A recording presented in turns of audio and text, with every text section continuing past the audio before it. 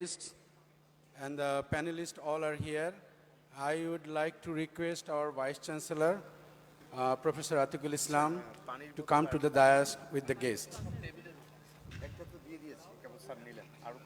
Vice Chancellor, sir, with Pro-Vice Chancellor, IAB members, and the BOT members.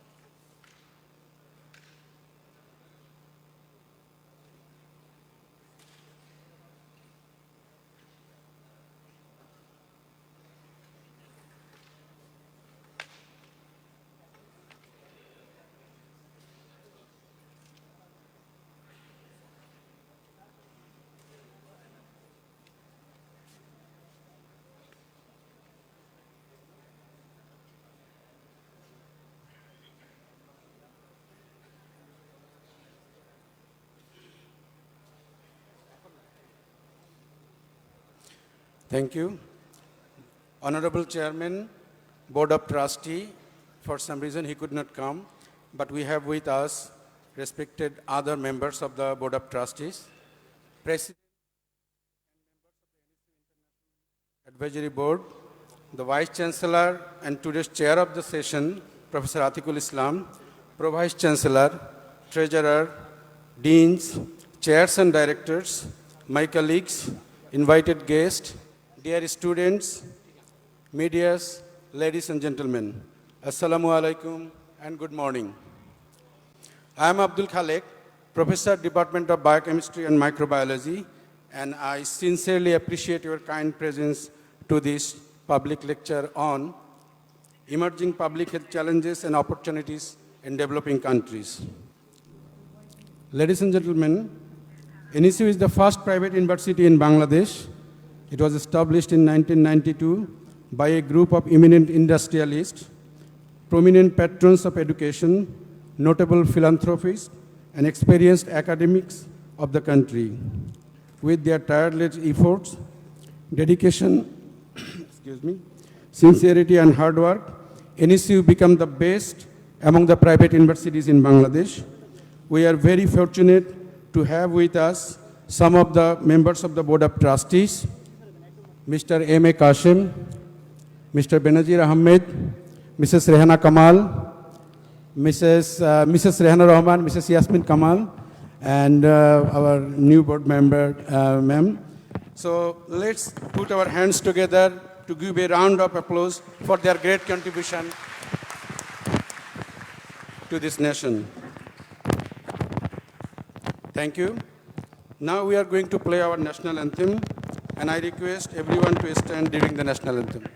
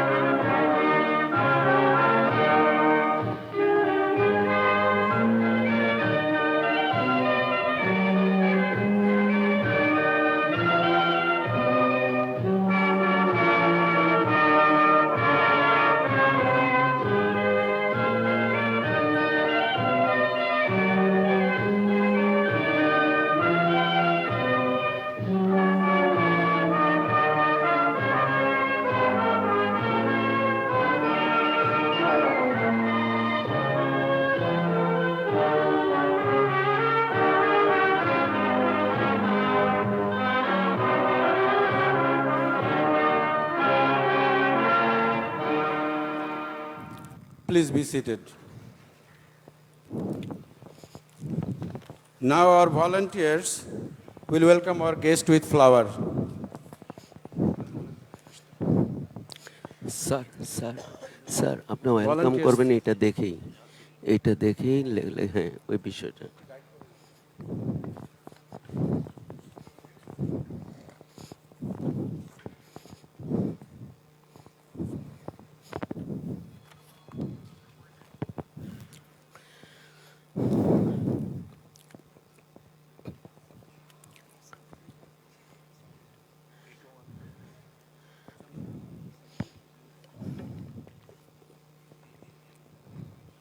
সবাই একসাথে একসাথে একসাথে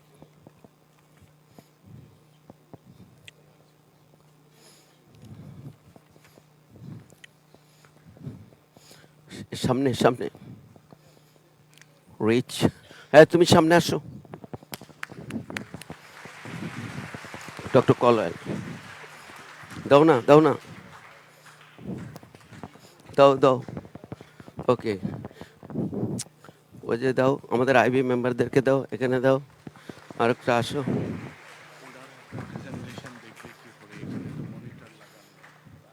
এটা তো আসলে কয় দিকে তাকাবো আমি তো হ্যাঁ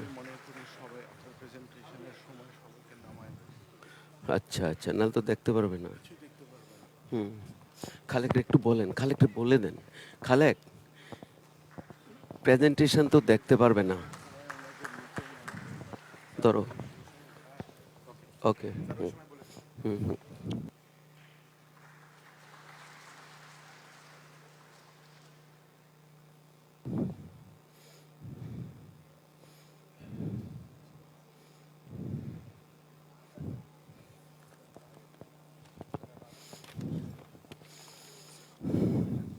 হুম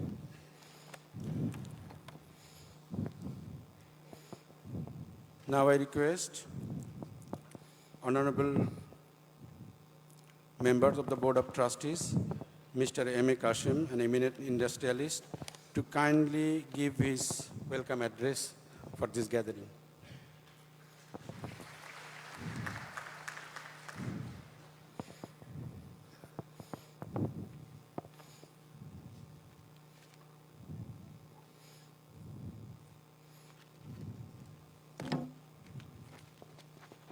Assalamu alaikum and good morning to all. Well, I have the duty to welcome the guests and our dignitaries from abroad. Let me welcome the panelists of the International Advisory Board of North-South University, distinguished Professor Rita R. Colwell. She is the president of our International Advisory Board. And Professor Sir Richard J. Roberts is the Nobel laureate and New England Political and members Professor Anwar Haq, Professor Shelley Fieldam, Professor Haider A. Khan, Professor Tahir A. Saif, Professor Muhammad Ataul Karim, member of the teams, and distinguished guests. Today you will be listening on the subject which is emerging public health challenges and opportunities in developing countries. As you know, this is a very important subject for the third world. And accordingly, North-South is working on this subject in the last few years, where the facilities got from the different universities of the America and the dignitaries, those who are here, they are very keen to do all this. This subject, which is mostly related with our ICDDR, where it was mostly confined in one place. Now, I think with the help of our scientists, our faculty members, we are working seriously.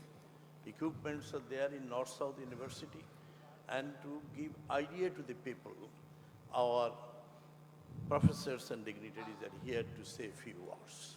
So I just simply say welcome, welcome to this function, and please feel free whenever you feel any point is to be discussed. Thank you very much.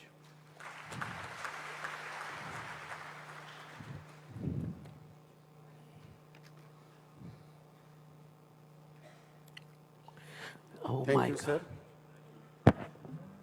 Dear audience, public health is the science and art of preventing diseases, prolonging life, and promoting human health through organized efforts and informed choices of society, organizations, public and private, communities, and individuals.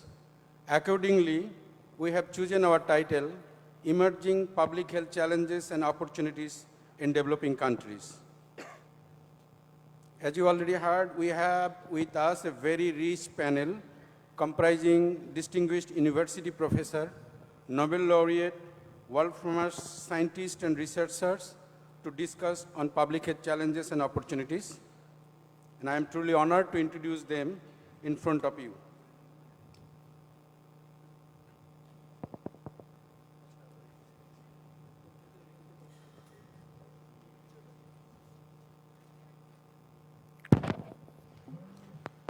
Dr. Rita R. Colwell, a person with so many honors that if we start talking about those, then even one whole day would fall short.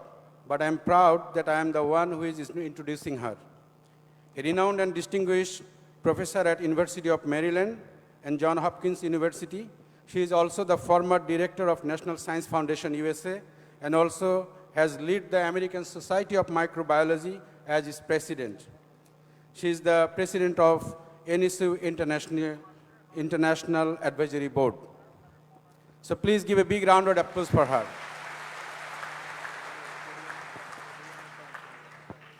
Sir Richard J. Roberts probably needs no introduction. He is a biochemist and molecular biologist. He was awarded 1993 Nobel Prize in Physiology or Medicine for the discovery of introns in eukaryotic DNA and the mechanism of gene splicing. Thank you. Robert's research resulted in a fundamental shift in our understanding of genetics and has led to the discovery of split genes in higher organisms, including human beings. He is currently working at New England Biolab, USA. Please give a round of applause for him. Well, University of Massachusetts Dartmouth is known for all its glory. And we are glad to announce that we have Dr. Muhammad Ataul Karim amongst us. Please give a round of applause for him. He is the Provost and Executive Vice Chancellor for Academic and Student Affairs at the University of Massachusetts Dartmouth.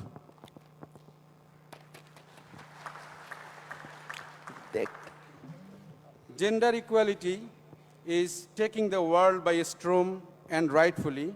Knowing about such discrepancies does not solve the problem. Imparting knowledge and awareness is important, and we have Dr. Shelley Fedman, who is an international professor and visiting scholar, feminist, gender and sexuality studies at Cornell University, USA. Please. Thank you. Dr. Thais Saif is an Edward William and Jane Mark Gertzel professor at the University of Illinois at Urbana-Champaign. In fact, Edward William and Jane Mark Gertzel is a special endowed professorship that recognizes some of the most distinguished professors at the university. He is also the associate head for graduate programs at the Department of Mechanical Science and Engineering here. Please.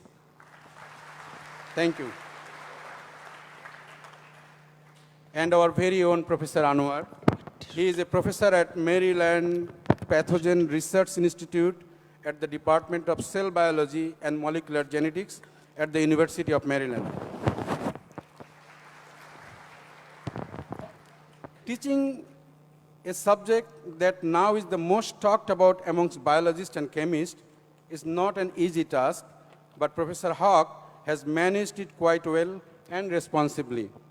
Also, he is our international advisor to the Board of Trustees, North-South University. Please give a round of applause for him.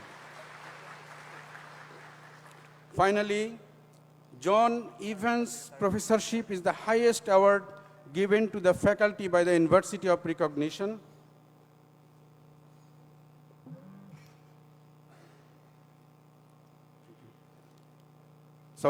John Evans Professorship is the highest award given to the faculty by the university as recognition for their outstanding research or other scholarly achievement that is of significance in their field, and the professors to receive this award needs to have international distinctions. Dr. Haidar A. Khan is one such professor with this particular feature in his cap. Please give a round of applause for him. He is a professor at Joseph Carvell School of International Studies, University of Denver. So, ladies and gentlemen, again I request you to give a big round of applause for all our guest speakers.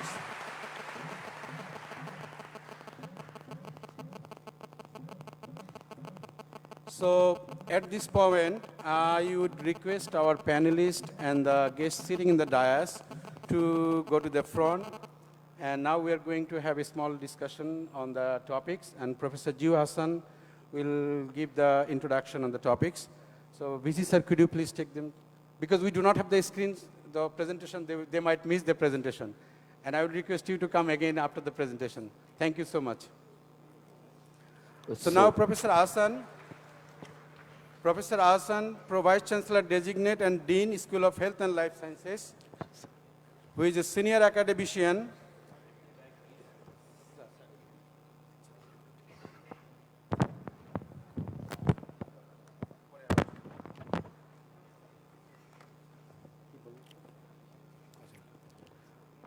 So Professor Jiu Hassan, Vice Chancellor Designate and Dean, School of Health and Life Sciences, who is a senior academician, epidemiologist, and researcher, will give an overview on today's topics.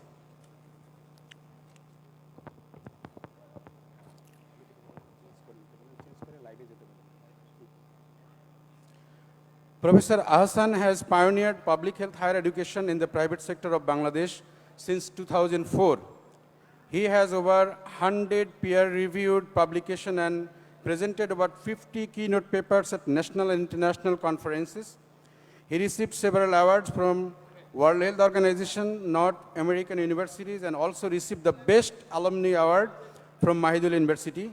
He also served as World Health Organization's technical advisor for Southeast Asian region organizations for over 5 years.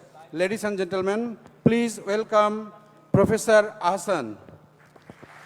Professor Jiu Hassan will be giving an overview on today's topics. Thank you very much, Professor Khalek.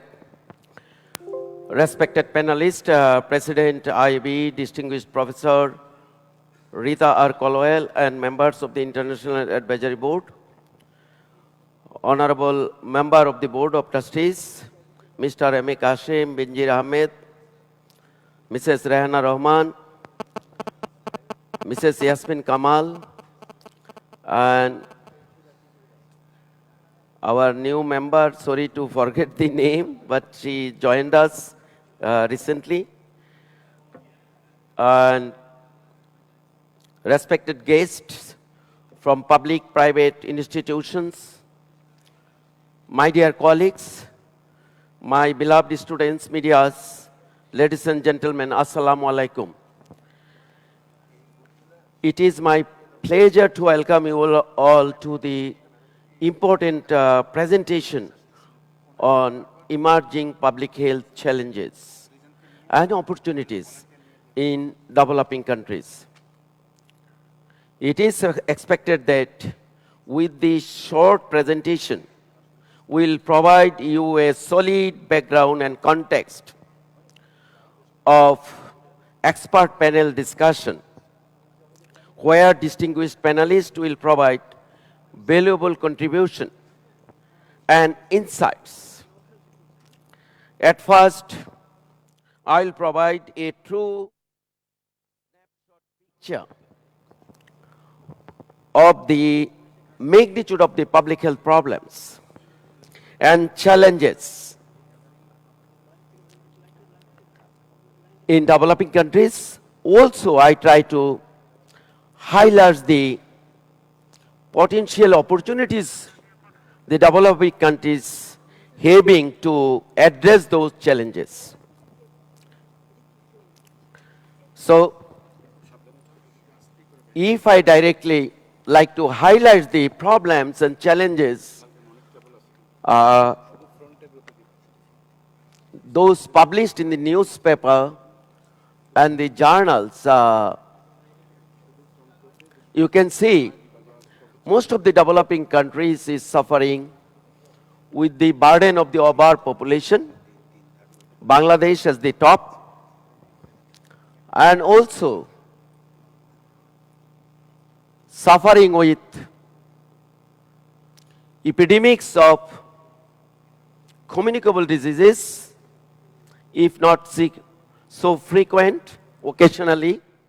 In addition, we have highest magnitude of public health problems with rapid rising of non-communicable diseases, particularly hypertension, diabetes, heart attack, and cancer is known to all of us.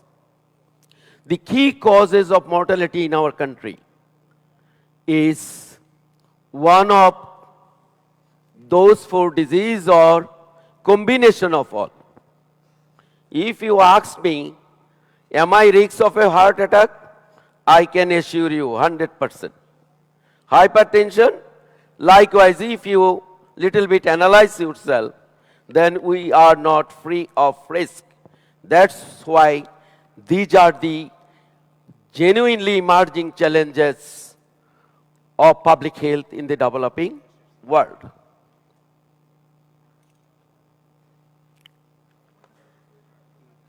Now, what are the major public health challenges?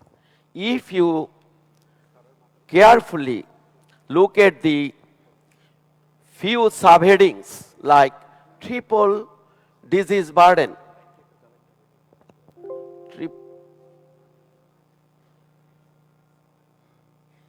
okay, next slide. Next slide, please. Okay, triple disease burden of public health importance in the developing countries is known to most of us that the red zone, 57% of the mortality in the developing world caused by non-communicable diseases only. Again, those 4 or 5 diseases with little exception. In addition, we have problem with communicable diseases. This pointer is not working. You can see 32%.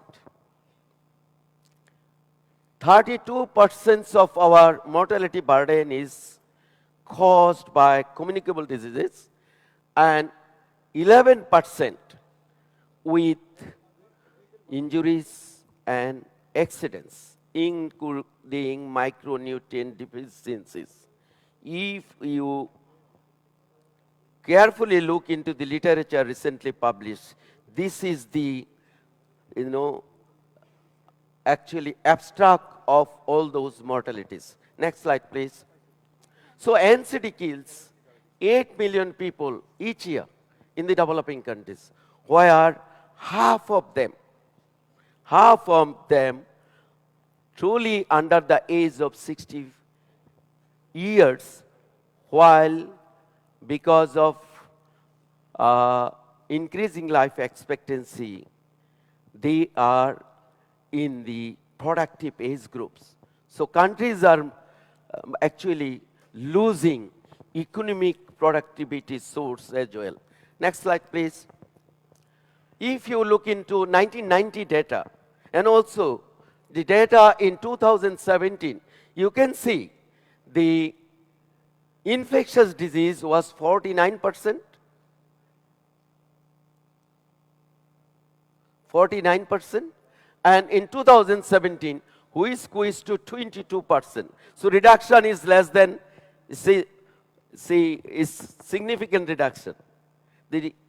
And also, NCDs rises from 21% to 43%. Question is why?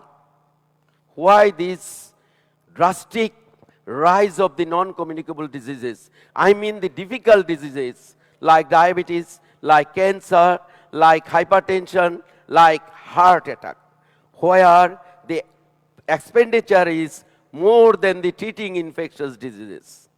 So we have the burden with communicable diseases, we are failed to eliminate those diseases.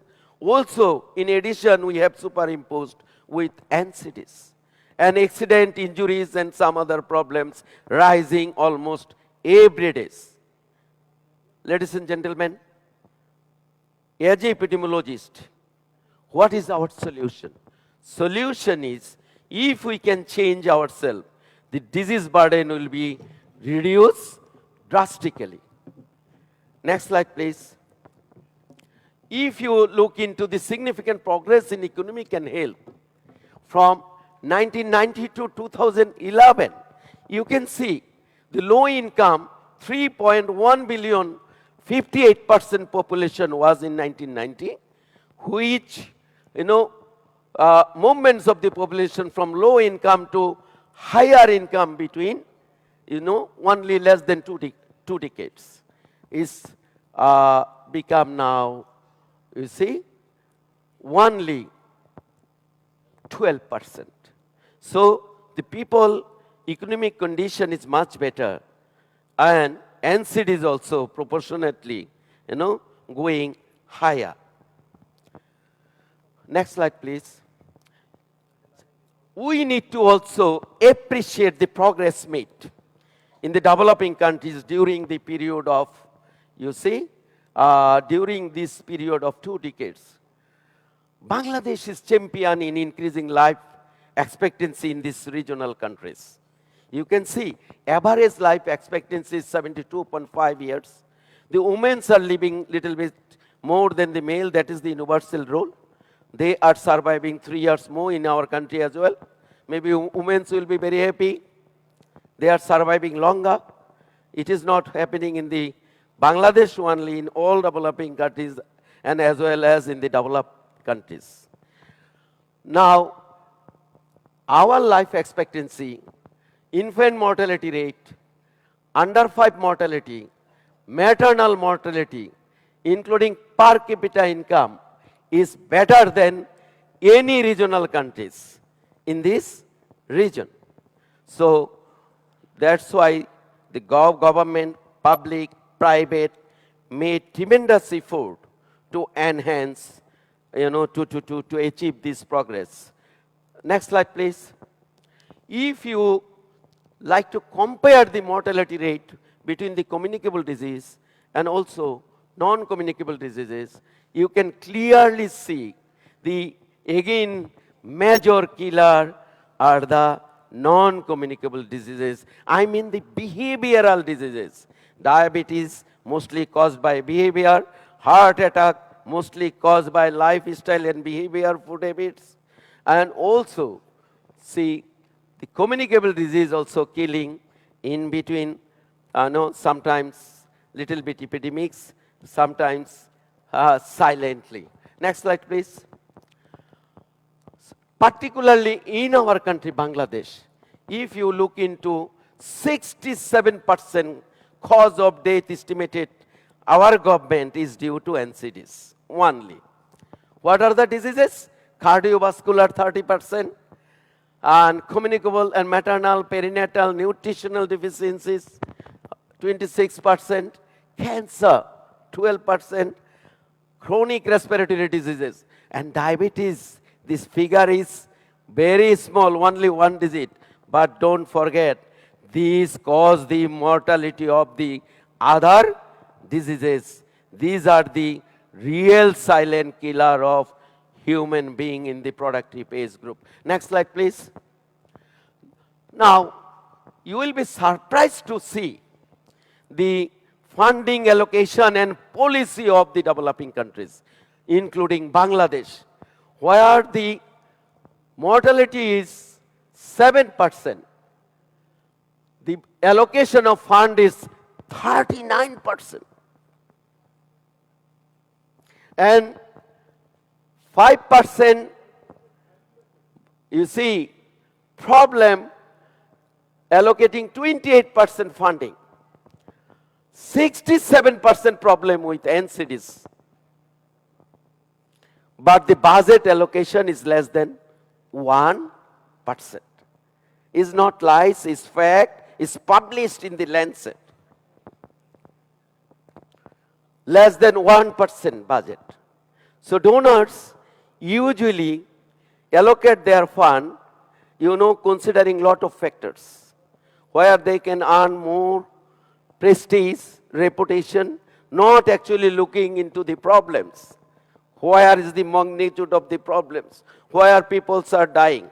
I don't know what, I should not talk about the government policy level, but they should take lesson from this discovery of the truths of the actual situation. Next slide, please. Now, major causes of NCDs is known to all of us. Is unhealthy lifestyle, improper dietary behavior, and environmental factors, high blood sugar, excess salt intake. Bangladeshi people start eating with common salt. Salt with rice, salt with everything, salt with everything. See, it's a peculiar. Any event and cultural program start with kachi birani. So, I don't know how to explain. Stress factor. I myself also don't know why I am always stressful. Why I can laugh too much. Laugh together to promote our survival rate. Next slide, please. Tobacco use. And then I will talk a little bit about the pollution, which is another serious problem of the developing countries, particularly for Bangladesh. Pollution, sanitation. I think this type of slide, yesterday, our respected IB members and board of trustees visited, countryside. They have clearly seen the magnitude of the gravity of the problems with sanitation, hygiene, and pollution. And so these are the few data. Next slide, please. Now, unplanned expansion of the cities and pollution. We are damaging ourselves. Next slide, please. Disease burden. 40% of the disease, ischemic heart disease, develop if you really search retrospectively. This is because of pollution. It's published in the high impact journal. And also 40%, okay, never mind. We are champion also in air pollution, not at the top. India, Delhi is the top. Dhaka is the runners-up for creating pollution. Big hands. Next slide, please. So, the unplanned urbanization and hazard. Next slide. Now, why is happening? Why is happening? Inadequacy of trained health personnel and poor in management and leadership skills, and also coordination truly missing, not only in our country, in this region, resulted all those problems. But shortage of the health personnel, you can see the red zones, covering all over the world. Asia is the most. Africa, North America, wonderful, only few places they are suffering with lacking of trained health personnel. Thank you very much. And for health personnel, not only shortage, but also right person is not placed in the right position. And proportion of the doctor, nurses and technical auxiliary staff truly inconsistent. And that's why what is happening is the correct outcome of the phenomena. Next slide, climate change. Climate change is another biggest public health challenges for the developing world, actually for the whole world, firstly for the developing world, and Bangladesh is the #1 victims. And this is known to you, the process, and this is the health effects or outcomes. You can just have a see, air pollution related health effects, extreme condition, vector-borne diseases in enhancement, effects of food and water shortage, effects of pollution, displacement. Next slide. Malnutrition. This is another beauty. See, in the same country, in the same society, one group of population is so healthy, overweight, and wonderful. And the other group of the people suffering simultaneously with the malnutrition, underprivileged population. So this type of discrimination, because of the lifestyle and attitude of the peoples need to be solved. And the data here is very much alarming. More than 54% of the pre-school age children are stunted in Bangladesh. And more than 50% of the women suffer from the chronic energy deficiencies. And many more data we have because of the shortage of the time. We don't like to kill your time. Next slide, please. Now, this is another area. At this moment, particularly in Bangladesh, increasing elderly population because of the enhancement of the life expectancy is known to us. At this moment, Bangladesh has already estimated over 1 crore population. You see, more than 10 million over the age of 60. So after 20 years, it will be double. There is no medical service especially prescribed for the elderly population. They need special care like the child's. Different category of the specialist people should treat them, support them. Otherwise, this situation will be too much serious. Next slide. And finally, migration of the population from rural to urban, from country to other better country. But for Bangladesh, the migration is forced from Myanmar. We earned 1.5 million population from our neighboring country, who are real disease reservoirs. They do not have that much of educational literacy, health awareness. They contain so many infectious agents, and we are harboring them. We don't know what type of threat imposed to our country. This is for your thinking and future action. Finally, Rohingyas data are here already. Next slide, please. Finally, I like to little bit highlights what opportunities and potentials the developing countries at this moment have to overcome all those challenges highlighted in my short presentation. Number one could be the effective control of the communicable diseases. They are the silent killers, sometimes killing our lives. And then successful health education, behavior change communication program. Because over 80% of the disease burden could be reduced by only educating people. Educating people is called social vaccine. It can really prevent the diseases. And then collaboration, partnership, teamwork. with national, international organization and NGOs. Now Bangladesh having highest partnership with the international organization. Over 300 organizations work with the government, with the private institution and universities. North-South University having around 100 collaborative partner only. So this is I think this is you see, power or potentials or opportunities.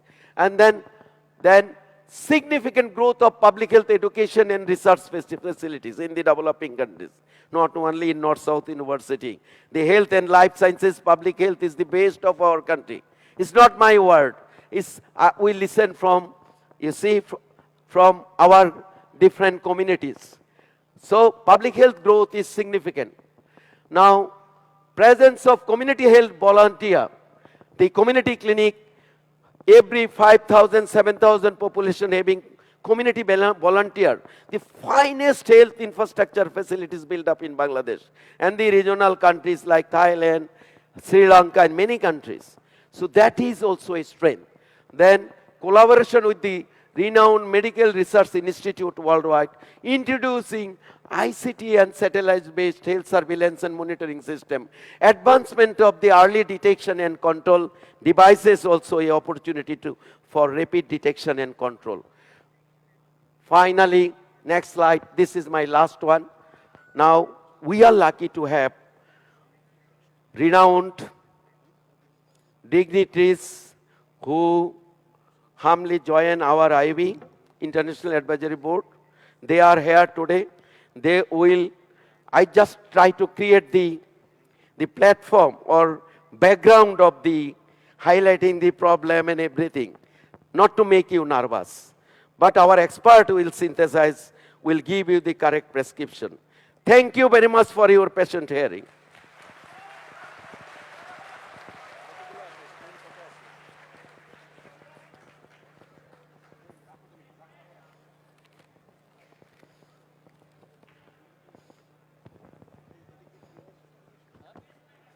Thank you, sir. Thank you very much. And it was really detailed about the problems and the opportunities of public health. I'm sure not only our invited guests, particularly our students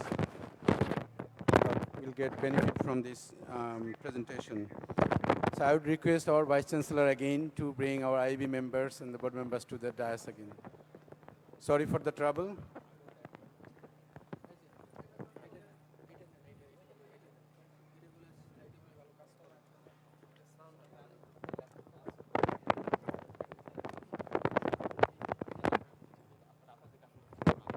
Our honorable IEB members, Vice Chancellor, Pro-Vice Chancellor, Mr. M.A. Kashim sir and Mr. Benazir Ahmed sir, please.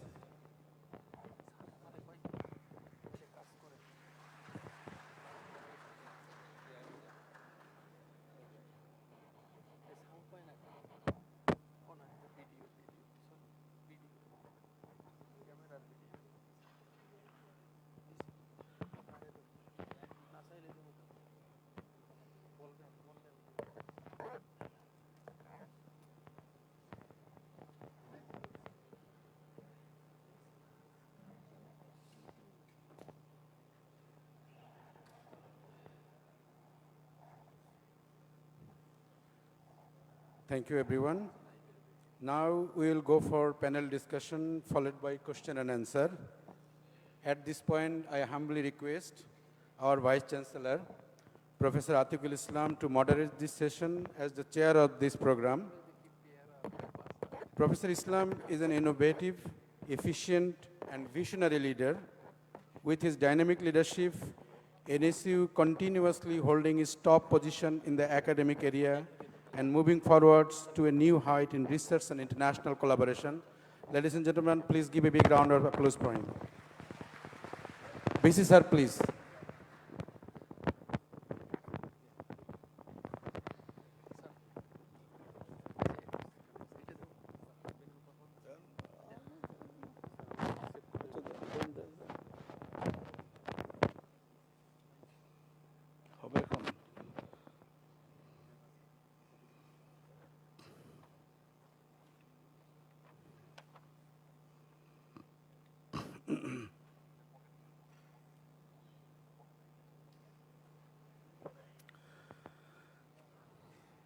Okay, we have received some questions in advance, and I will direct one question to each of our distinguished panelists, and they will probably speak around that topic, hopefully not for too long, but to give a clear idea. The first question is for Professor Rita R. Colwell. You are a world authority on rapid detection of cholera agents using molecular and sequencing techniques for emerging cholera epidemics. Please tell us your experience and significance of such detection. Am I clear, Professor Colwell? Okay, please.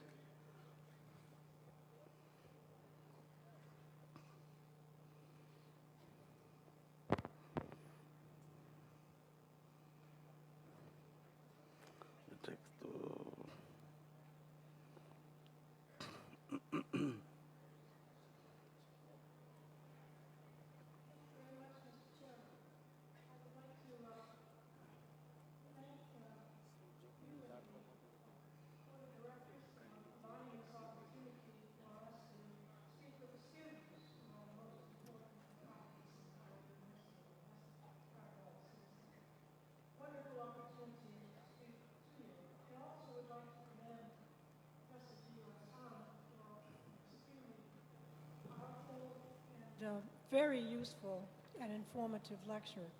I would like to refer to the research that can be done that contributes significantly to advancement in public health and address my comments to the technique that is now developing called precision medicine. This means the ability to be able to diagnose accurately, rapidly, and actionably specific agents that cause infectious diseases, but also being able to identify the bacteria, the viruses, the fungus, and the parasites within minutes or at most an hour or two. This allows then treatment to be very rapid and accurately provided. But it also offers an opportunity to understand the microorganisms, the populations that we have in our gut, on our skin, in our lungs, to be able to determine the presence of specifically microorganisms that affect not just communicable diseases, but also non-communicable diseases. Let me explain. We now can extract DNA from samples, whether it's fecal sample, sputum, or even food and water, and identify within minutes all of the microorganisms that are present, and also the genes that they carry for antibiotic resistance and for pathogenicity.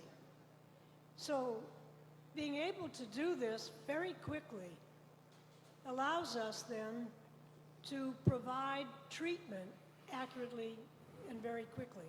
So DNA analyses, which now North-South University has the capacity to do with its new genomics laboratory and the DNA sequencing machines, connected with information technology, that is, to transmit the sequence by the internet to information technology analysis and to provide identification very quickly. This then allows rapid diagnosis, rapid treatment. But let me speak to another aspect. Professor Hassan pointed out that non-communicable diseases are rising.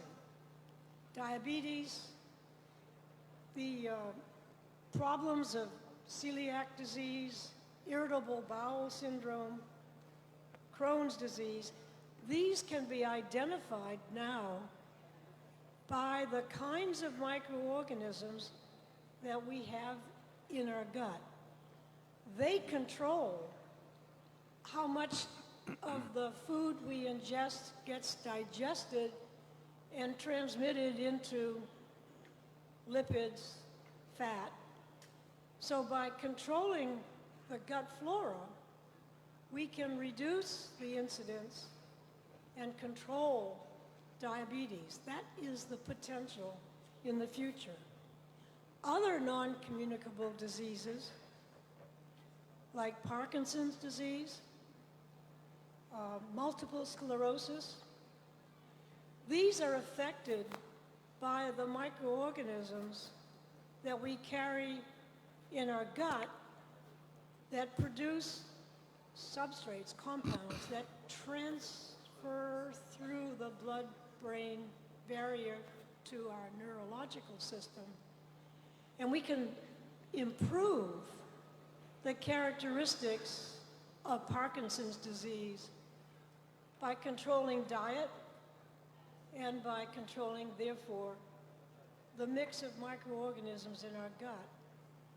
So this means that we now can understand not just infections like post-operative joint infections or communicable diseases like cholera, but with precision medicine, we can begin to understand and control diabetes, control neurological diseases, and even improve prognosis for cancer, because some cancers now are being shown to be influenced by the microorganisms we carry in our gut, on our skin, in our lungs. So I think it's fascinating that with research that can be done here at North-South University, we can advance the public health of Bangladesh and of the region in Asia, but also globally. I looked through the abstracts and I find that there's some really outstanding projects being done.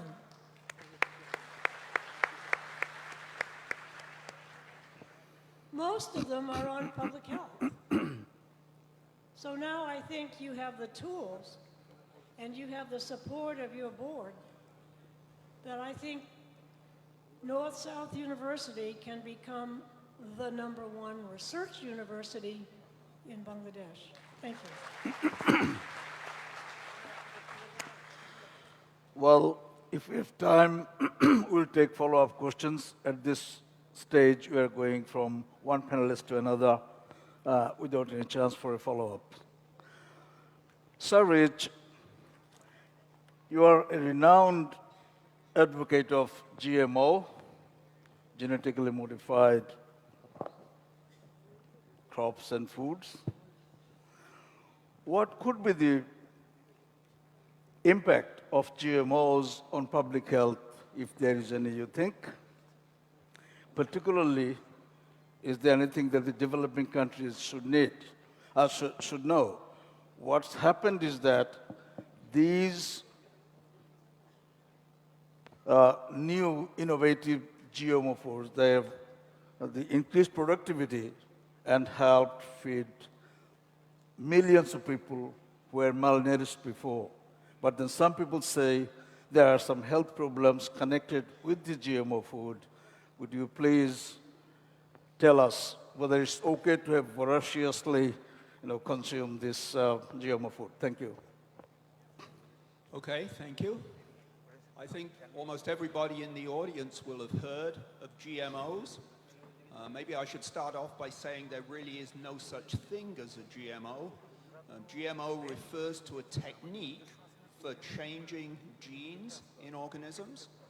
And in fact, this is something that we have been doing ever since mankind discovered that we could take plants from the forest, grow them in our backyards, and slowly improve them. using genetic modification. In fact, every time we make a baby, we indulge in genetic modification because the product, we don't know what it's going to look like. We don't know whether it will be male or female. We don't really know, but we don't go and select the ones that look good or the ones that grow tall. However, when we're dealing with plants, it is possible to do this. For instance, the traditional plant breeding process, we take a male plant, we take a female plant and cross them in much the way that a man and a woman make a baby. In the case of the plants, we make many of these and select the ones that have the properties we desire. But that doesn't always work so terribly well for the reason that in addition to moving, say, a gene or two genes that we're interested in, we mix many genes together and often pick up ones that we don't really want, and then we have to go through a long process in order to get rid of the ones we don't want and keep the ones that we do want. This is called back crossing, and it can take a very long time. Typically, to go from a current variety of plant It's up to that we them. grow তারা এটা regularly কথা বলতে and that is good, useful, না and is উনি a আসলে তো আমি crop, থাকবো না what happens, it উনি can যদি take এখানে আসেন anywhere তাহলে from 20, 30, 40 years let him use the other back microphone. crossing to get an improved variety. There is no problem. The GMO method that we hear so much about No problem. decreases that time, and it does so চুপ থাকবে না because using না, bioengineering চুপ থাকবে না techniques, নাইলে we now know how না, না, to take আয় রাখা দরকার। individual genes and move them from one plant to another. It's exactly the same process as moving a GPS system from a car that doesn't have one into one that does have one. Sorry, from one that does have one into one that doesn't. In the case of the traditional method of doing things, it would be the equivalent of taking those two cars apart, mixing everything up, and then selecting the one that happened to have the GPS. But I think every one of you in this audience knows that if you want to move a GPS from one car to another, you simply unplug it and plug it back into the other car. This is the GMO method. This is the method that you hear so much about from the anti-GMO activists. And why do you hear this? Well, you hear this because of a movement that arose in Europe and then spread into the USA and into Japan. And it was a process that got going because certain non-profit organizations decided this was a good way to raise money, and they decided it was a good way to attack big US agribusinesses. In Europe, no one likes Monsanto. I think in many parts of the world, no one likes Monsanto. But the Europeans discovered they couldn't just ban Monsanto products because Monsanto provided most of the seeds that they grow for their food. And so they picked the GMO issue as a way of going after Monsanto. And instead of saying, we just don't like GMOs, and so we won't buy them, because in Europe, of course, you have a choice. You don't see a lot of thin Europeans walking around. They have a choice of the food that they eat. But instead of saying, we just don't like them, they started to say they're dangerous. And in this way, they scared everybody in Europe, they scared everybody around the rest of the world, and now we're faced with a situation where in many parts of the world that really need to use the GMO method to improve their crops, they're scared to do it. We have excessive regulations being put in place that make no sense because what is important is the product of the process, not the way in which you make it. And so what I would leave you with is the thought that here in Bangladesh, you actually have a government and you have scientists who have behaved fairly sensibly on this issue. They have already introduced and allowed some GMO products. More will be coming this year, in particular golden rice, which is a very important product. And I think, with luck, the government in Bangladesh can be persuaded to take a lead in not putting in place excessive regulations so that they stop the scientists, including those here at NSU, from developing the new plants, the new crops, doing it quickly, that will be required to feed the population, to provide better nutrition, and to overcome the effects of climate change. I think we should all applaud Bangladesh for taking a big lead in this area.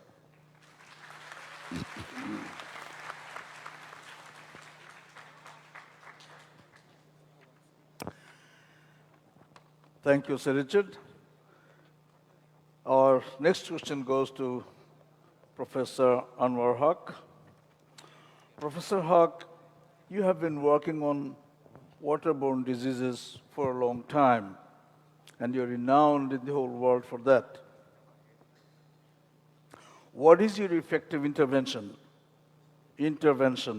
for preventing waterborne diseases?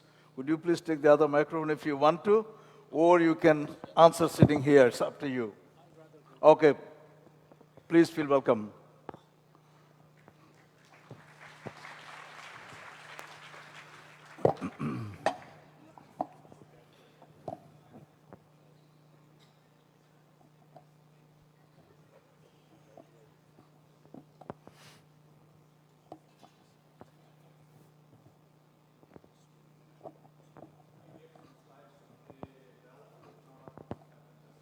Slides. Okay. Or would you prefer to use this one? Might be better because since the laptop is here. Thank you. I'll take a bit of rest.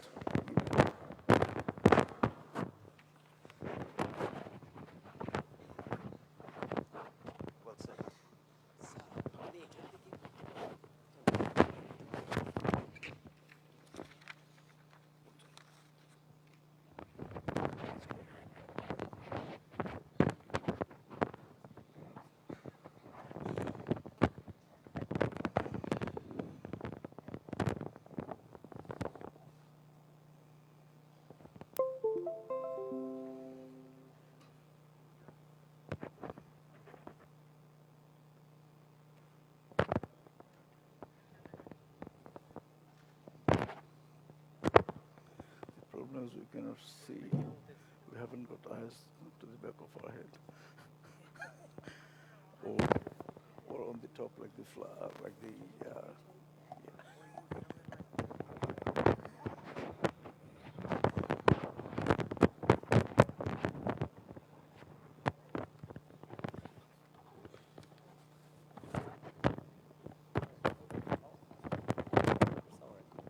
Well, sorry I took extra minute to put up the slides. I thought it would be nice to show what actually I meant to say. Key causes of diarrheal disease and enteric diseases in developing countries, especially in Bangladesh context. Lack of safe drinking water and food contamination with the pathogen, the cause disease, and poor sanitation, lack of hygiene, and malnutrition can contribute and increase the chance of infection. So, in order to prevent this disease, first, safe drinking water and effective sanitation. Many enteric diseases, including cholera, was pretty common in Europe and United States in the 1800s. They were able to prevent the disease, and in fact, they have eradicated the disease by having safe sanitation and safe drinking water. So this is a very key thing to have safe drinking water. And also, by predicting if there is a hot place where there could be a disease, there could be an outbreak. If we have the information, just like the weather forecast, there will be thunderstorm in the evening, what we prepare with, either we don't go out or take an umbrella with us if we are expecting rain.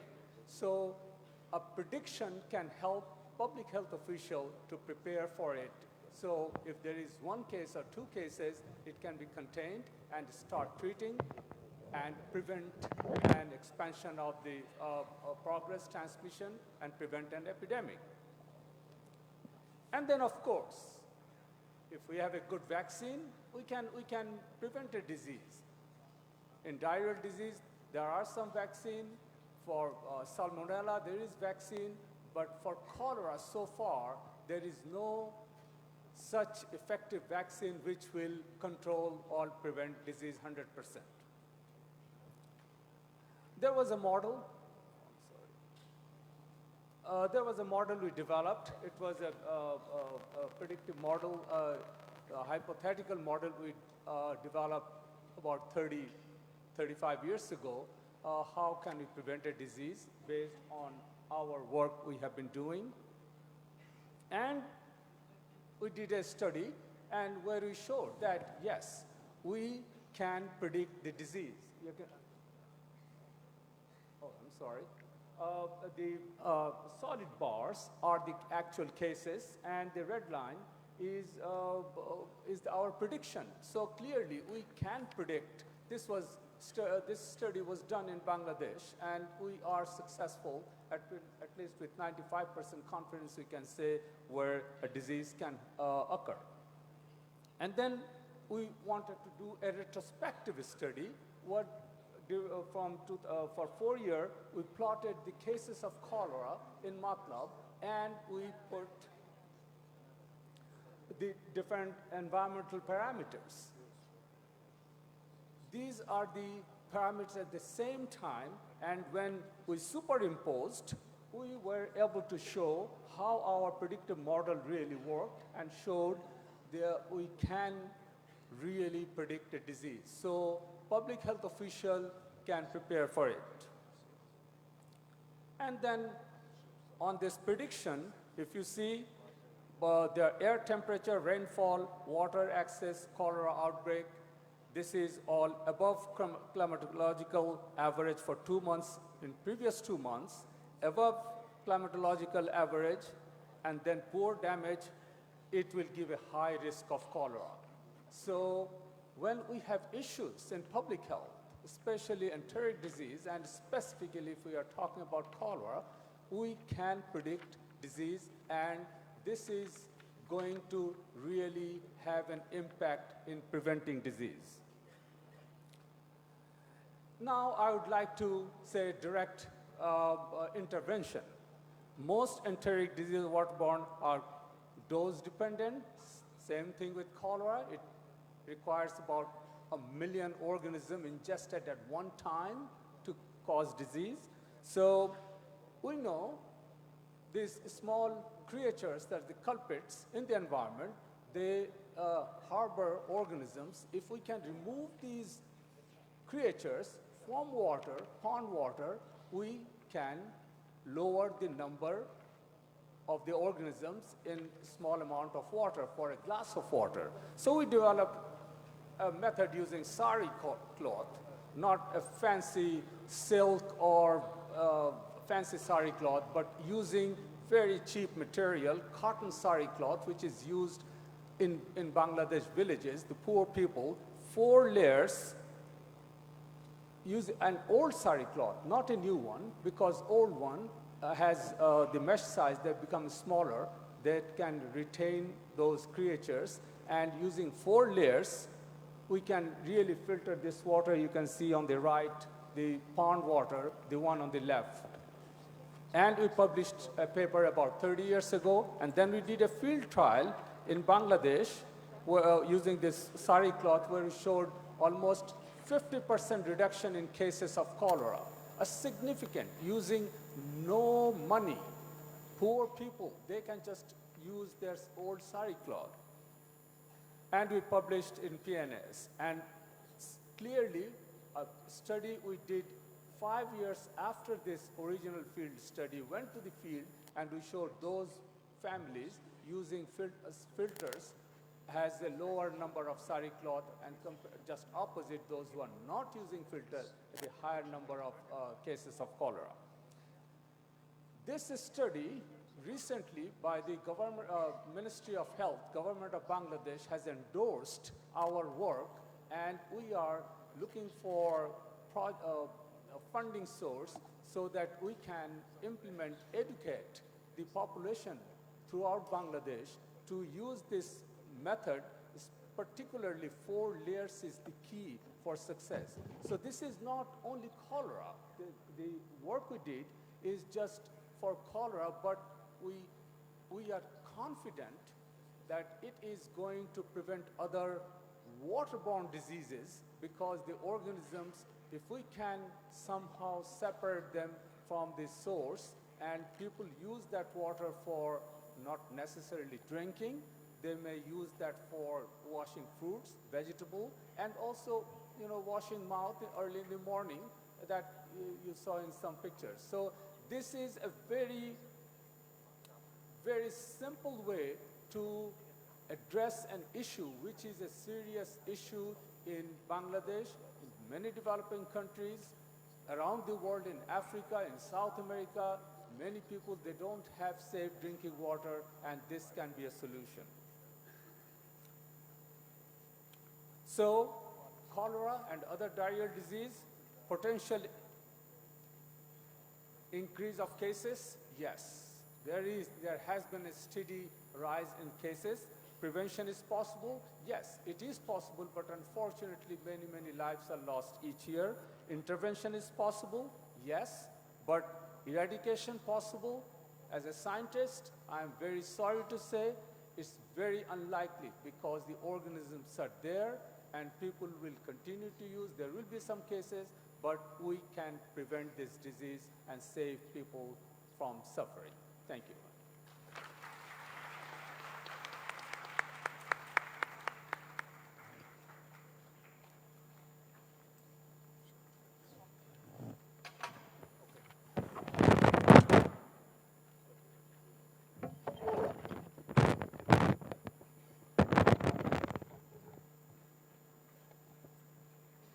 Now, thank you, Professor Hall.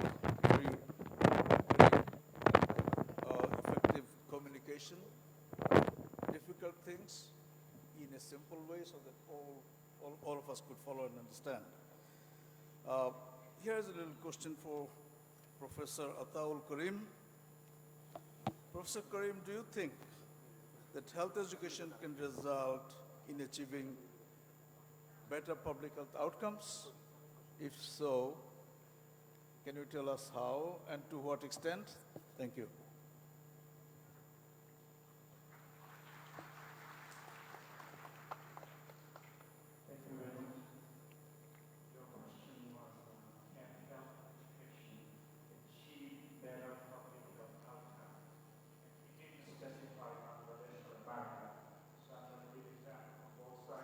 Can bring the picture together.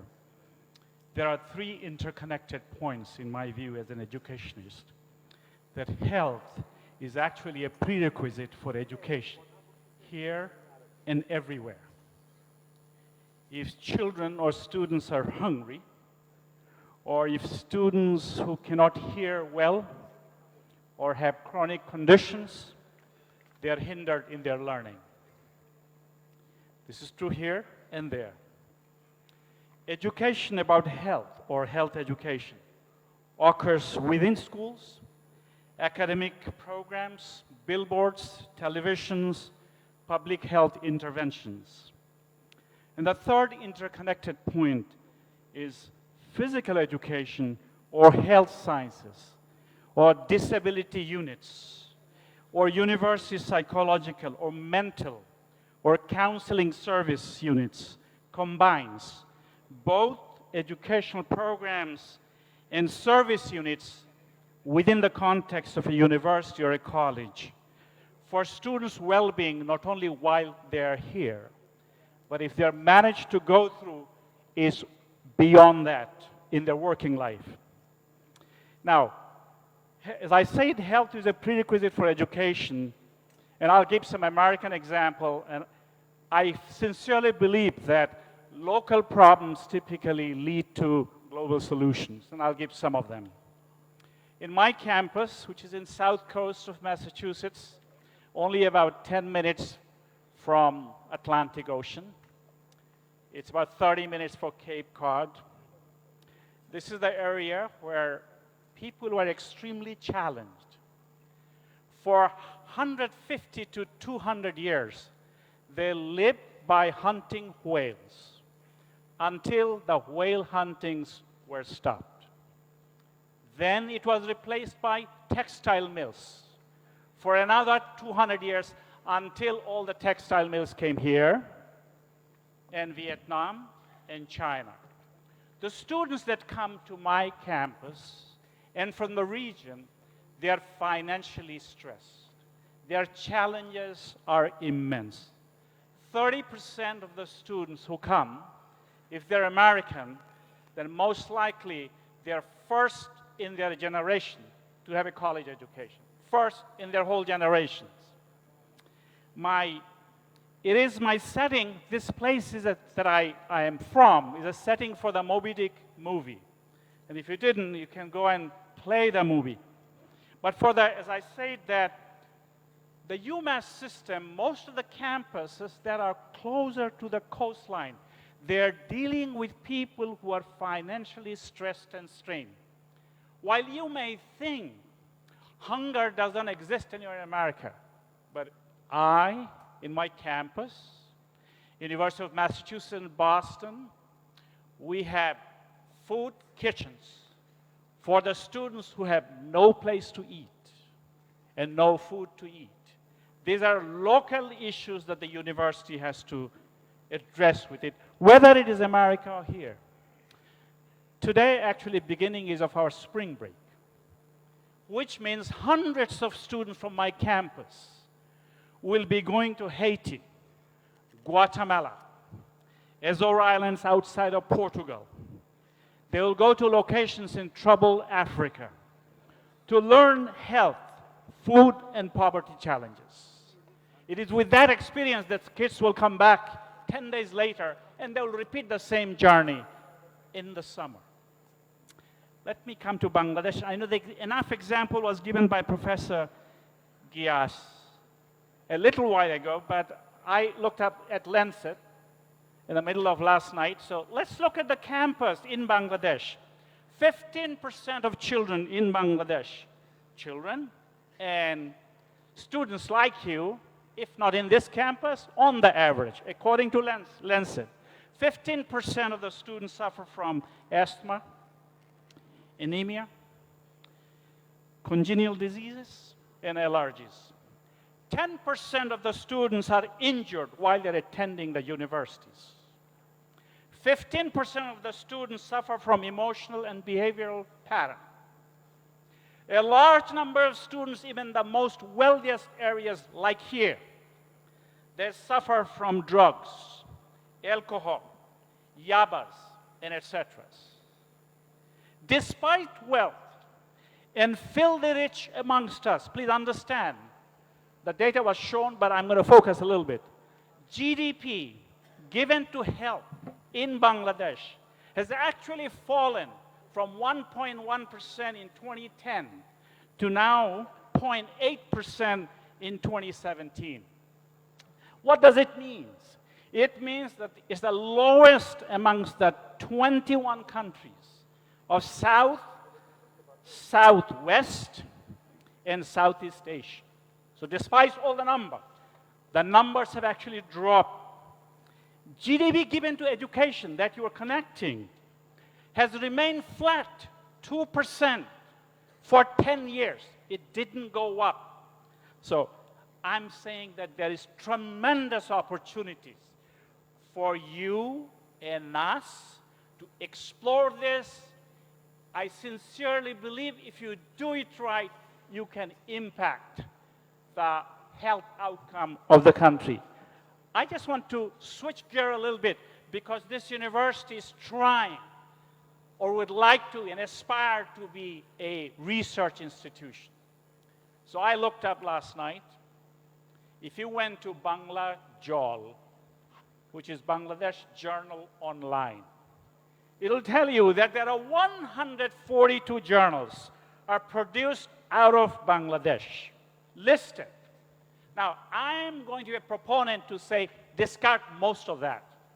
However, the good news is Of these 142, 6 of them have respectable impact factor.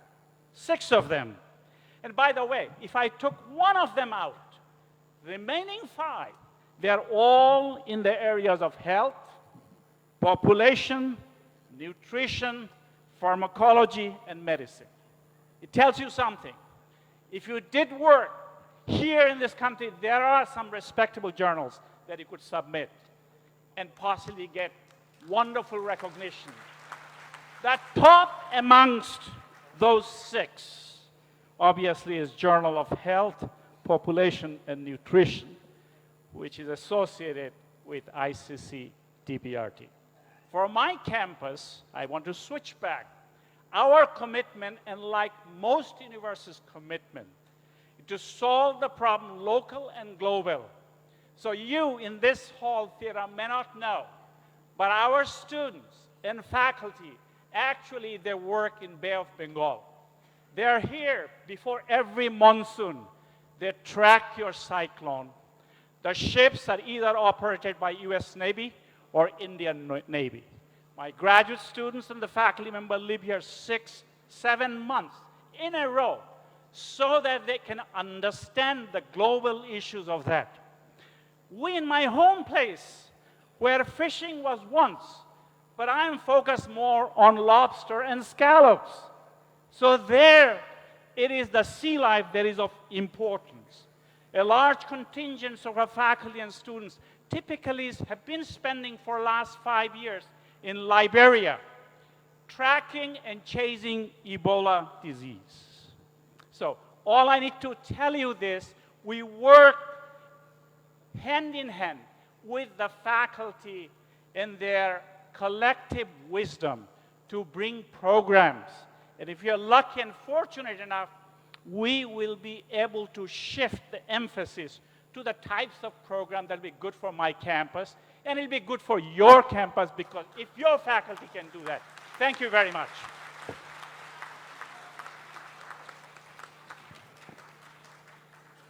Thank you, Professor Karim. The next question is for Professor Feldman.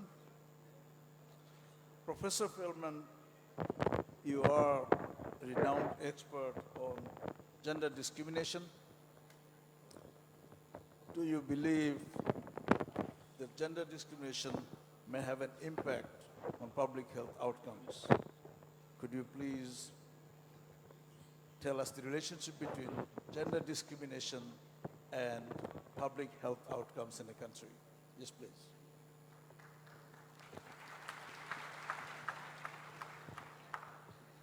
Thank you for the opportunity to be here. It's a pleasure. I'm not a health expert, but the notion of gender has implications for the health field in important ways. We know that Bangladesh should be applauded. We know that Bangladesh should be applauded for bringing down in significant ways maternal mortality, improving women's education. But one of the advantages of looking at these questions with a gendered lens, with attention to gender or women, is the incredible importance of not thinking about women as a homogeneous category, as a single category. There are critical differences between poor women and rich women, rural women and urban women, village women and town women. There are important differences between the ethnic communities of women, whether you're a Hindu, a Muslim, a tribal, or a Christian. All of those differences matter in the normative environment, in the ways in which expectations about women change or are challenged. And these expectations are not coming from above. It's not simply Bangladeshi culture. It's actually about household expectations and family expectations. And sometimes family expectations clash with community expectations, and community expectations clash with national policy. So what we have to think about when we think about the women's question or the importance of gender are 2 things, really. One is the tools that it provides for understanding our social environment, whether it's about healthcare, it's about family planning, It's about access to food. It's about availability of food. It's about the distribution of food. All of that, the notion of gender invites us to think about differences among women as well as generalizability about women. 2 points I'd like to make, and I'll be very brief. The first is we are just at the back end of International Women's Day.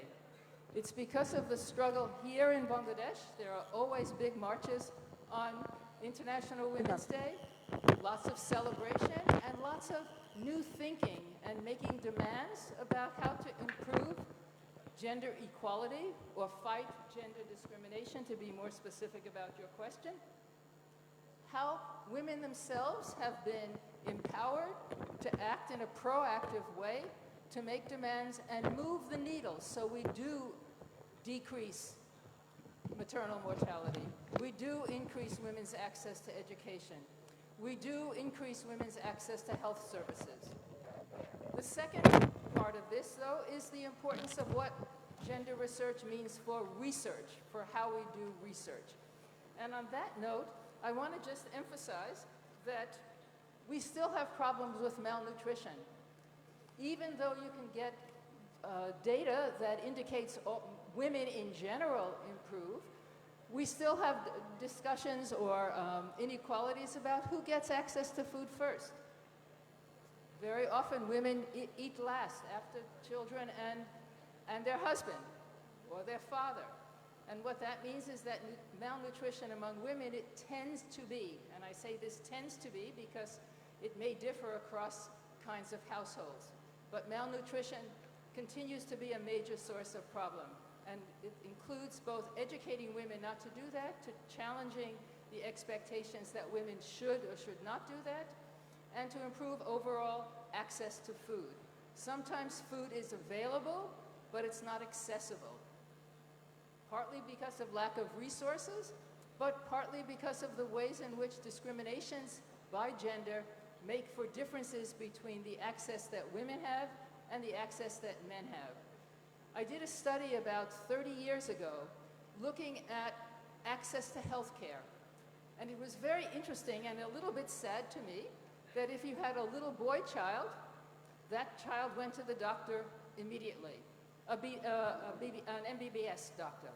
If you had a girl child, you waited longer into the disease cycle or the illness cycle, and then maybe you brought them to a quack. Maybe you had the father go to the chemist and get drugs. But there was a very different moment of intervention when you intervene with a son and when you intervene with a daughter. We should learn about that and what that means. If you have networks outside of the village and outside of the community, you use those kinds of networks. If you didn't have those kinds of networks, you didn't go outside the community and the village. Women's health is the same. I remember being told by one woman, well, my husband, he gets a push. But I don't need a push, he needs a push because he doesn't deal with pain very well. But I am Shokto, I am very strong, so I don't use a push.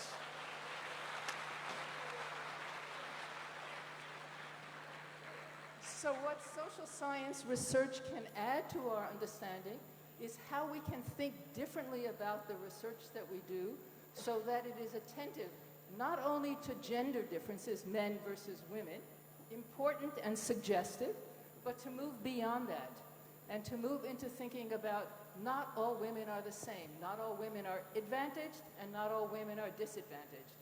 And we should keep looking for unpacking, for taking apart, for teasing out the differences between kinds of women and kinds of men. Some poor women do better than some very poor men. So making generalizations, we should be humble about making generalizations and look at it as an opportunity.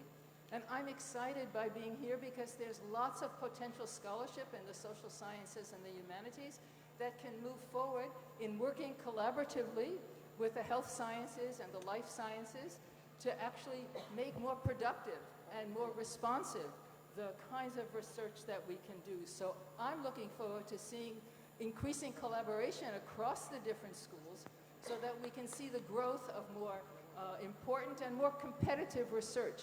And Bangladesh, I mean, for me, Bangladesh is a special place because there's so much research in Bangladesh and so much research opportunity in Bangladesh. So I encourage you to think seriously about undertaking this research, being sensitive to the kinds of issues I've hoped I can address in a little, I address in a small way. Thank you very much.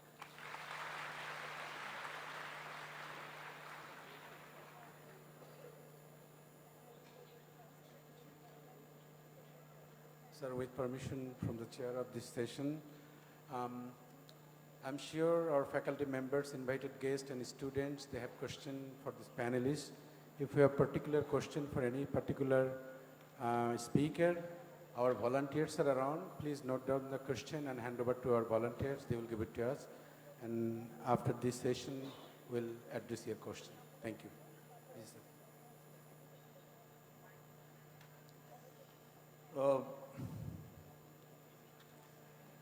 Health is highly related with economics. If the government can spend lots of money on prevention, then there will be a lot less money required for hospitals and ultimate treatment of things. So we got an economic expert here, Professor Haider Ali, and we are going to ask him, or there is a question for him that says, how would you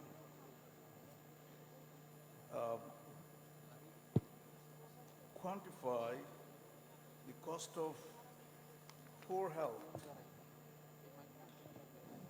to the Bangladesh economy or to any economy? We know about the direct costs and other costs. Thank you. Thank you, Professor Islam, and thank you all for coming here to listen to us and to interact with us, which I hope will be the most interesting part of this morning. I want to start with something qualitative before we talk about quantity, and it may seem that it's not even remotely connected with economics, but actually it is. We all heard the national anthem, which was written by Rabindranath Tagore, Amar Sonar Bangla, and I would claim that actually our national anthem has a lot to say about health, especially mental health. Just to give you some historical background, this was not always, of course, our national anthem because we did not always have Bangladesh. And in the 1960s, the generations that preceded mine and my generation, which was very young at that time, we had to fight for the right to sing such songs. And in my previous life, I actually was a singer. I was a young artist in television and radio. And I consider one of my greatest achievements, actually, to have been the lead of our national anthem in March 1971.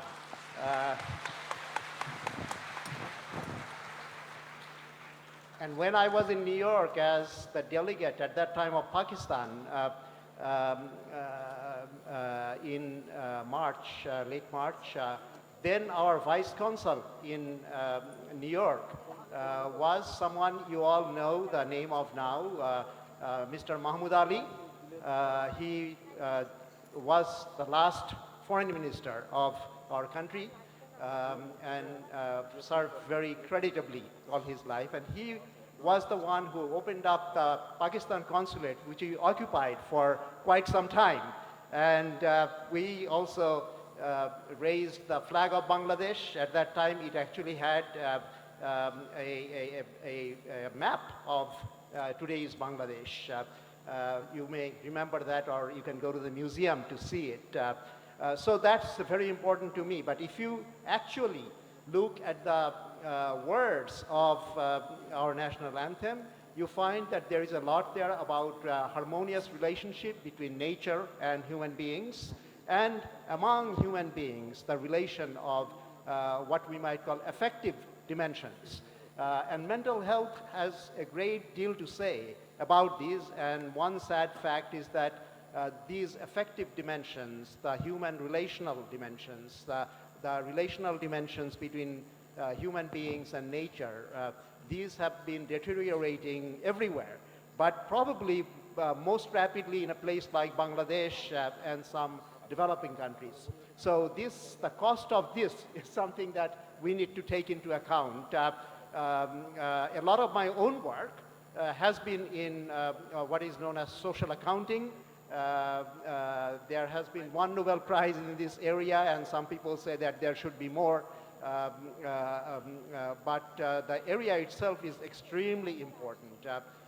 And again, relationships, interrelationships are very important in computing the cost of healthcare.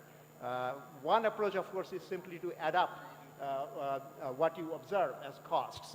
But as even people who do corporate accounting would tell you, that can be very deceptive. Because a lot of things are hidden, and especially in social terms, quite often some costs are inflated, some costs are understated, some costs are counted twice or more, some costs are not counted at all. So this accounting actually poses some very, very serious computational problems. I just wanted you to be aware of that. I have written a lot, and other people have written a lot, and much of it you can find online in reputable journals and in some of the books that I have written. But let me focus on what really is hidden behind numbers. Even if they're computed correctly, we have to ask how to interpret them. And in the interpretive dimension, as Professor Feldman mentioned before me, not everything that looks the same is the same. There is a lot of diversity that is hidden by categorical uniformities. In social sciences, we also use the term intersectionality to discuss these things, that not all women are the same, as Professor Feldman pointed out so perceptively. And in the US, for example, a woman of color who is a blue-collar worker or unemployed and also lives in a neighborhood that is not so great, suffers from the kinds of health consequences that another woman with different characteristics would not. And this applies in Bangladesh also, among other things, in the rural and urban dimensions. So when we compute the costs of healthcare, we have to take into account these kind of differential characteristics, and they actually pose very serious conceptual and computational problems. So this is another area in which we should be more careful. But if we are careful enough, then we also have to recognize that the numbers that Professor Huck, for example, mentioned, and the numbers that Professor Ataul Karim mentioned, they are very important. For example, if the percentage of GDP that is going to healthcare gets down to 0.8%, that should be alarming to us. That should send a signal to us. And then we should also ask further questions about how this is being distributed between urban and rural areas, between different genders, between different categories of people, and many other related questions. Ultimately, I think what we need to do is to devise a multi-pronged policy. And our Professor Hassan did such a commendable and competent job in presenting the overall picture. You may remember that one of the factors there was maybe under number 3, environment. And he had some things on climate change as well. I did a paper a long time ago, which actually begins with a quotation from Rabindranath Tagore about how industrialization can be not just a benefit but also a cost. He was going to Japan. The part from which I took this is Japan Jatrir Patro. And he noticed in Penang, today's Malaysia, the factory chimney smoke coming out, and he was very sad.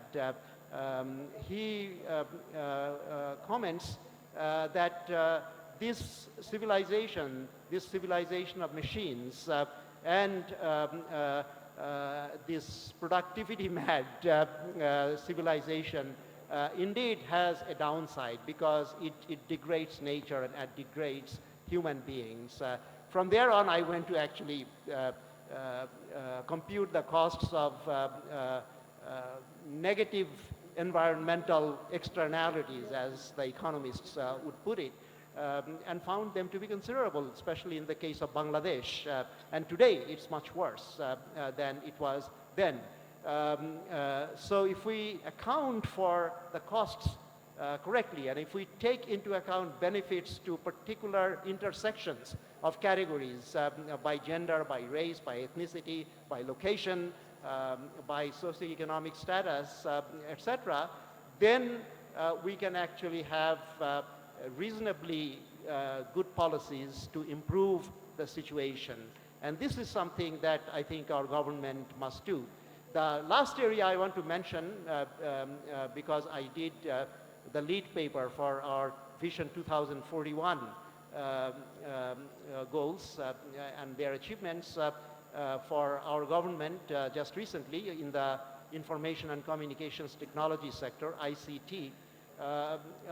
When we compute the costs of ICT, we also have to take into account its interrelations with other things, including the healthcare sector. And again, Professor Hassan very admirably mentioned this in his list, and already a number of things have been accomplished in Bangladesh, but much more can be done, and much more can be done in terms of cooperating with people who are not even within the borders of Bangladesh. So when we calculate the costs, when we calculate the benefits, we have to keep in mind all these factors. And fortunately, people like me have been able to devise quantitative schemes in the form of what we call social accounting matrices. A part of that is also the health accounting matrix. So we can do these things quantifiably in a reasonably defensible way from the scientific point of view, but we should never, never lose track of the qualitative dimensions, because ultimately the numbers should be used to serve the people, not people to serve the numbers. Thank you very much.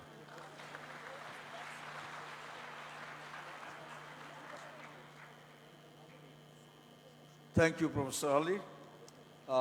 Basically, the points to take is poor public health means loss of productivity, loss of income to the households, less net national product, less income, poorer country, which in turn leads to probably more public health issues. Anyway, thank you for your very clear presentation. And our last set question is for Professor Tahir Saif. Professor Saif, you know that we are going to a digital revolution, and I would ask you to explore the connection between ICT and improved public health. Thank you.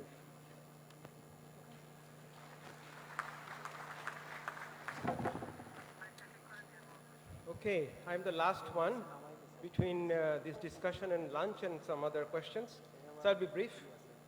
I thought about the question last night and this morning, and oftentimes the history presents us with rare coincidences. And I would like you to think about 1940s and early 50s. The two things happened during those two times, two separate things. One was the discovery of the structure of DNA, which is now has formed the essential foundation for biology, microbiology. And the other thing that has happened at the same time was the discovery of transistor by John Bardeen from University of Illinois, where I come from. So when we talk about ICT, information communication technologies, the bedrock of this information ICT is the transistor that has significantly transformed our societies. But the other thing that has happened with the transistor was the invention of micro-nanotechnology, which is the bedrock for computational technologies. All the computers are becoming cheaper and faster. So with these three things, one is the discovery of DNA, or discovery of the DNA structure, the transistor, and microtechnology. Today we can talk about healthcare that can be dealt with which is extremely low cost, which includes DNA sequencing, RNA sequencing for prediction of diseases. We can talk about large-scale data analysis for the prediction of public health, or even doing simulations for surgery or cardiovascular diseases and so on. So the question that comes for institutions like North-South is what research directions can be taken to enhance this ICT-based research on healthcare. So I think the important part for North-South faculty to look at would be, what research questions can be at. Yes. I understand some of the students are feeling a bit restless because they will have a lecture starting soon. Please be assured that this session will finish before your lectures. We may have to postpone taking further questions, follow-up questions. So this will be the last presentation, and then we'll have a thank you note from one of the honorable members of the board. That will be it. So we're going to finish very soon. Please sit down and listen to this valuable deliberation. Thank you. Yes, yes. Okay, I will be brief. If you can keep quiet just the next 1 or 2 minutes, because this might be important for the North-South faculty and graduate students in picking research directions that could be health-related. So I think what is important is that the resources to carry out research in the healthcare directions from engineering point of view is the extreme power of computers and extreme low cost in the computational methodologies. There are algorithms that are available free of cost today. So as far as the research directions are concerned, one can think of picking research focus that can be enhanced by this computational power that we have, which is extremely powerful these days. Desktop computers can be used to address questions that are relevant not only for Bangladesh, but also globally. So I would encourage that the faculty begin to think that how computational and information-based questions can be addressed or focused that are health-related, and come up with proposals that maybe collaborations can be done with different campuses all over the world, because these questions of how healthcare can be addressed in a predictive manner, in a quantitative manner, using high-speed computers is relevant for all over the world. The other point is that many supercomputers are accessible by anybody in the world. We have a supercomputer in our campus called Blue Waters that is accessible for anybody in the world for research purposes. So the resources are available for North-South or Dhaka University or BUET, wherever it is. The question is what type of issues that can be addressed from Bangladesh, but that has an implication for Bangladesh as well as the rest of the world. We can have more discussions about this, but that's the critical point, that with the discovery of transistor and the structure of gene that started from 1940s to 50s has led us to this point where now we can think of analyzing genes and sequence them in a high throughput fashion, and a significant amount of data is available. Now it's up to the faculty and students to decide what specific issues that they can address using the already available resources at your desktop. A simple laptop computers can do something that 1970s supercomputers could not do. So we should not forget about this extremely cheap, accessible infrastructure that we have sitting on our desk that can be useful for. Thank you.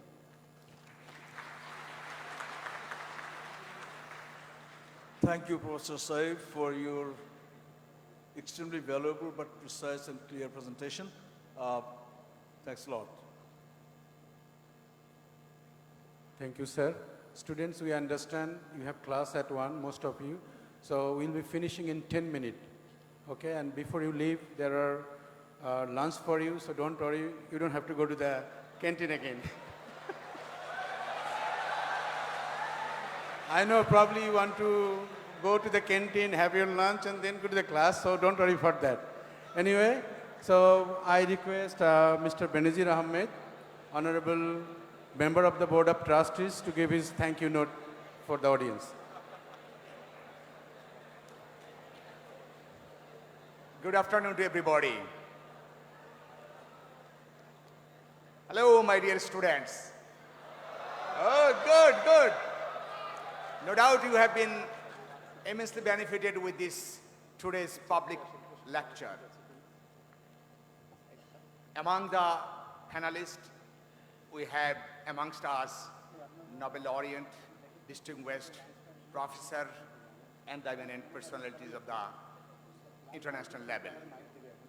And no doubt, I can believe, and we want to see someday from this house someone will win the Nobel laureate. Yes, we want that. And for that, you have to be more patient.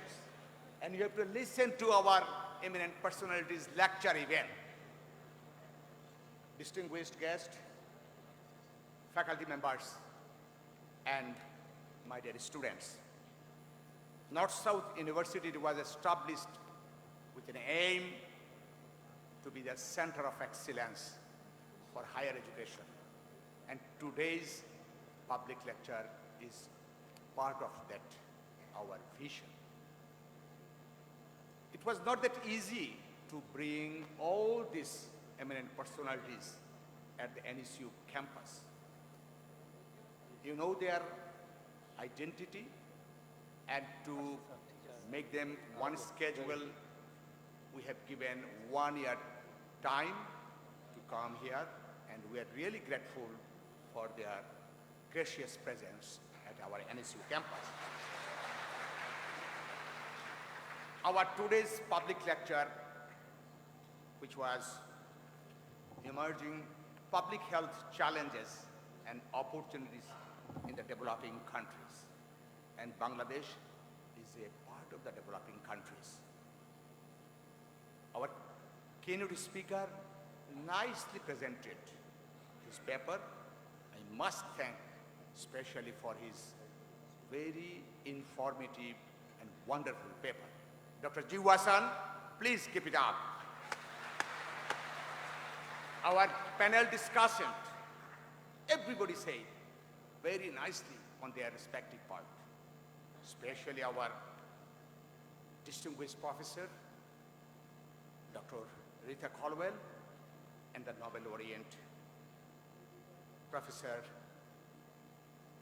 Dr. Robert has placed his opinion nicely, and other panelists also. No doubt, this session will give a direction to our country, especially in the public health sector, and that will be immensely benefited by the people of this country.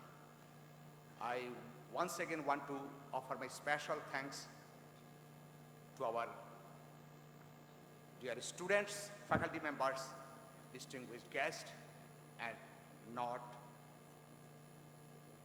the least, the distinguished panelists and the keynote speaker. Thank you so much for your kind patience. Thank you, sir. I promise this is the last news I'm taking from you. Let's give a big hand for our panelists, okay?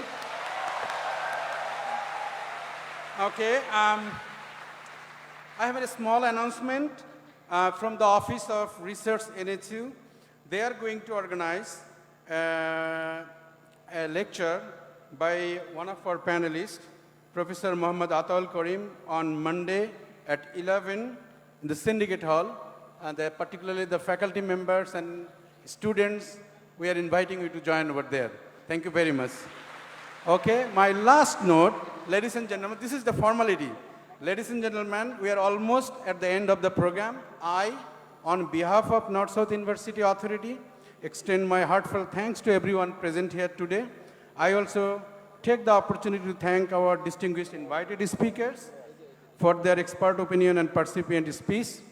And thanks to BOT Office, VC Office, Vice Chancellor's Office, Proctor Center's team. Particularly thanks to Director of Student Affairs for providing with volunteers, security, Executive Director Admin, and the Chairman from different department, particularly from the School of Health and Life Sciences. And a special thanks to student volunteers and my students for your time to join here. Thank you so much.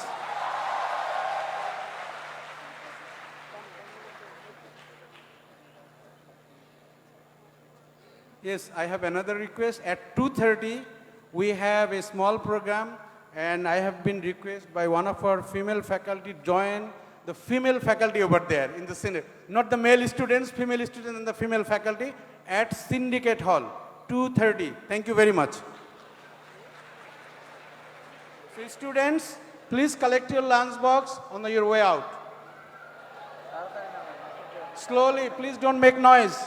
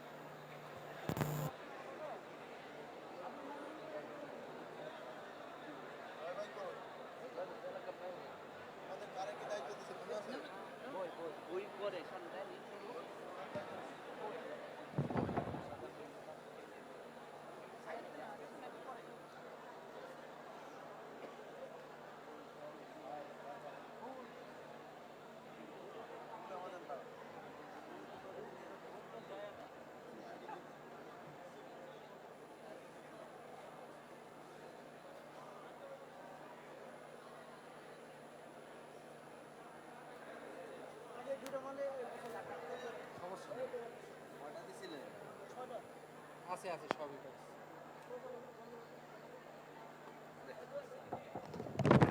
বন্ধ আছে বন্ধ আছে